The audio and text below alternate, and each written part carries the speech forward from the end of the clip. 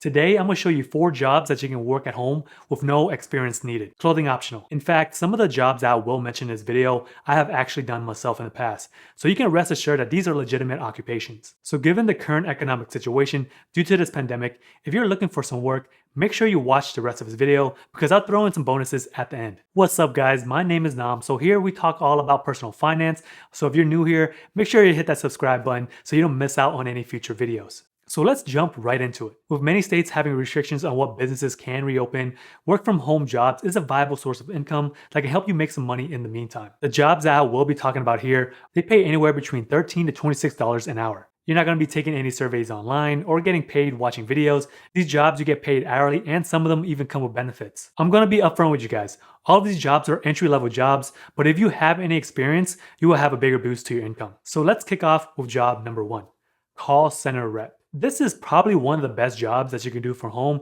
if you have no prior experience. So some of the major companies that are hiring right now are Overstock.com, Wayfair, and Geico. You can find a lot of these jobs on major search engines like Indeed, Monster, or ZipRecruiter. The job description for call center reps is usually pretty similar amongst companies. Of course, each company has their own mission and requires different tasks, but in general, they are pretty similar. So first off, let's talk about what are the qualifications needed to work as a call center rep. You usually need to have at least a high school diploma or a GED. It is also recommended that you have previous customer service experience in retail or call centers, but these are not necessary. But if you do, it does give you an advantage during the application process since you are familiar with the day-to-day routines. Next, you gotta have great communication skills. The majority of individuals who were laid off or furloughed during this pandemic, they were individuals in the hospitality or food industry. So I know that many of these individuals deal with people all day long, so they have experience with customer service. But the truth of the reality is, most jobs do require a certain level of customer service.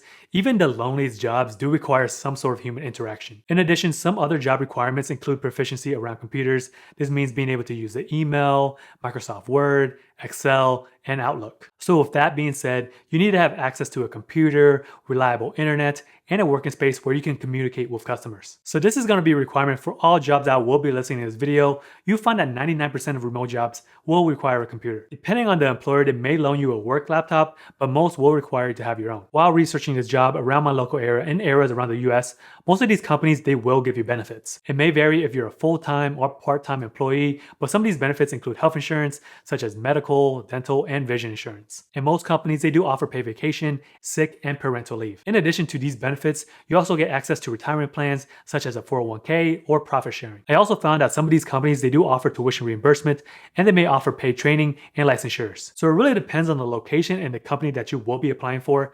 Some companies will require you to be within the state where the company is located. Some, they don't really care. Let's keep it moving with job number 2. Documentation specialist or transcribing. There are a large number of online websites such as rev.com that provide gigs for transcribing. If you ever use any captions for YouTube videos, a lot of YouTubers, they get them from Rev. In fact, if you were to go on the Rev's website, the average pay per month is around $150. So that is barely considered to be a main source of income. So you can view this more like a contract job and not like a typical 9-to-5. During my research, I came across a company called Nuance. This is a company that uses conversational AI where doctors and team members complete their medical documentation via voice. If you guys ever use voice typing on Google Docs or even on the phone, there is tech that would automatically transcribe your spoken words. I typically use this a lot on YouTube videos whenever I'm writing scripts. There are a lot of factors that affect the outcome, like the speed of talking, different types of accents, and the clarity of speech. So in a nutshell, your role in this type of profession is to ensure that the transcription from the AI is correct. So you will listen to doctors' voiceovers or audio recordings of patients' visits and clinical reports to make sure that they're accurate. So depending on the company that you do the transcription for, there will be different type of requirements. But typically having prior work experience in a professional office setting is preferable. And having great English writing skills such as grammar and spelling is definitely a deal breaker. Since you will be transcribing audio, you will need to have excellent listening skills, which means being able to pick up different type of accents and dialects from people. For this particular company, you don't need to have experience as a medical scribe or transcriptionist, but it is a plus. It is just easier to make out the lingo and how electronic medical health records work. And now it's time for job number 3, contact tracer. So with the rising numbers of coronavirus cases here in the United States, contact tracing is one thing that's very important during a public health emergency. So what contact tracing is, it is a process that identifies people who have been in contact with someone who is infected with the disease. So in this case, it would be COVID-19. So once these contacts are identified, you will communicate with these individuals to warn them of potential exposure and connect them with public health information and services like testing. Again, this really depends on where you live. The job will be more relevant in bigger cities and towns. Some of these contact tracing companies will allow you to apply outside of the state where the position is located. After reading multiple job listings, some jobs will require initial training on site first before you can work remotely from home, but just double check with the listing just to make sure. So now let's talk about your job description and your day to day. Once a patient is newly diagnosed with COVID, you will contact any individuals that this person may recently came in contact with. You would collect and keep a record of information of any symptoms. You would also provide these contacts with information about local isolation procedures and where they can go to get testing. Once you have done that, you will report all of the contacts and records with your supervisor on a daily basis. So now let's move on to the qualifications of this job. Most of the positions that I have researched, they only require a high school diploma or something equivalent like a GED. Although it is a plus if you have education or some experience in healthcare. So depending on where you do the contact tracing, being bilingual does definitely help. One thing to keep in mind that contact tracing can be a temporary job due to the fact that the demand for this position will most likely be less when the presence of the coronavirus will become less. But again, this is America. Who really knows how long it will be here?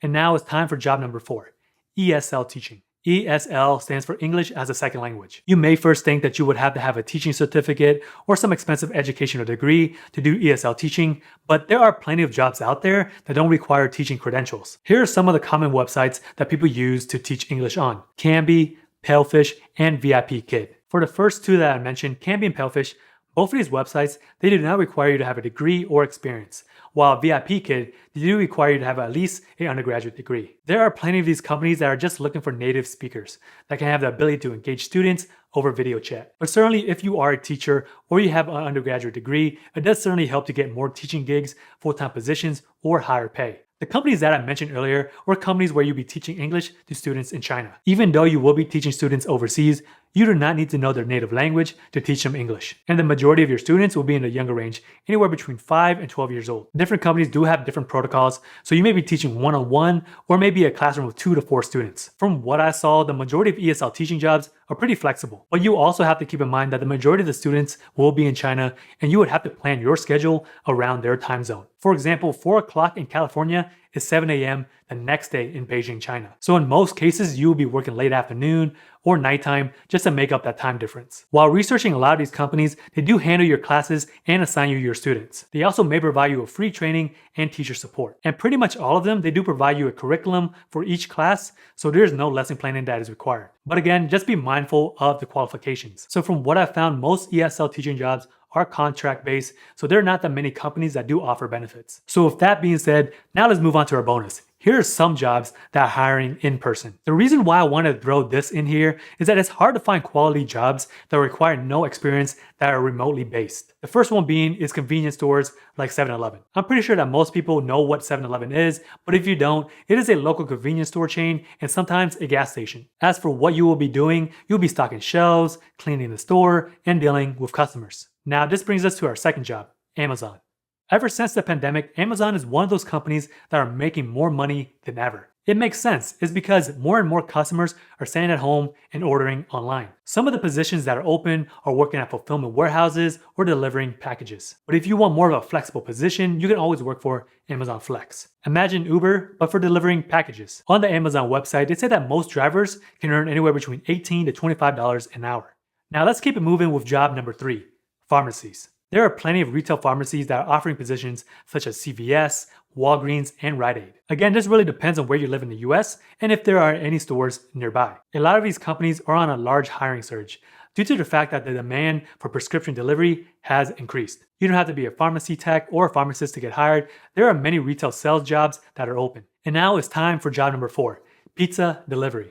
During this pandemic, the demand for pizza has not slowed at all. If anything, it increased. So there are different roles that you can actually do. There are delivery drivers, pizza makers, and also truck drivers. This can be a side hustle or a full-time position for the time being. Now this is going to lead us to our 5th job, food delivery. Almost similar to delivering pizza, but as an independent contractor. During this pandemic, the demand for food delivery from restaurants or grocery stores has been booming. Since there are a lot of restaurants around the US that are still closed due to government orders, apps such as Grubhub, DoorDash, Uber Eats, they have been getting a lot of work. Just as a reminder, food delivery does not only mean restaurant orders, but also groceries. Instacart is another app that hired plenty of full-time contractors to keep up with the demand. In addition, Instacart said that they would provide up to 14 days of extended pay for any full-service or in-store shoppers who are diagnosed with COVID-19 or forced to quarantine or self-isolate. Now, I want to turn it over to you. Which jobs from today's video are you going to try first? Are you going to try out being a contract tracer or rather have an in-person job at a pharmacy? Let me know by leaving a comment below right now. If you guys want to hang out with me some more, check out my videos over here.